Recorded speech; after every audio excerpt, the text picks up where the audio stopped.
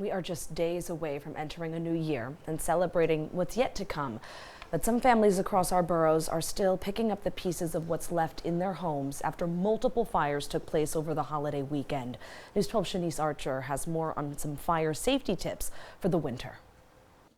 Just yesterday, a fire destroyed the inside of this home here in Mill Basin. I spoke to a family member who told me her parents lived in this home for 50 years. She said this was her childhood home, and she couldn't believe it was no longer here. The Tri-State Emergency Services team were at the house cleaning up. Meanwhile, the fire department is still investigating the cause of this fire and tells us there are ways to prevent this from happening to you. Just really know what your plan is when this happens. New York is such a complex place.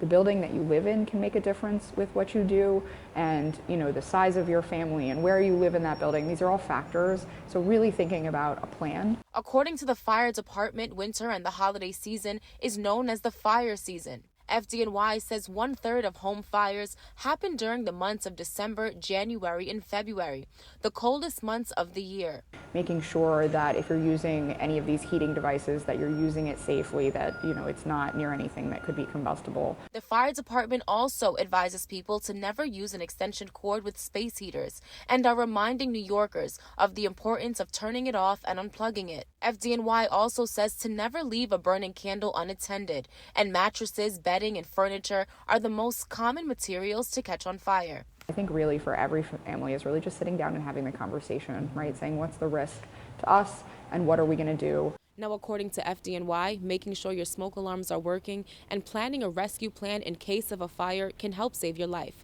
Now, if there is a fire in your home, you should close the door, get out, and call 911. From Mill Basin, I'm Shanice Archer, News 12.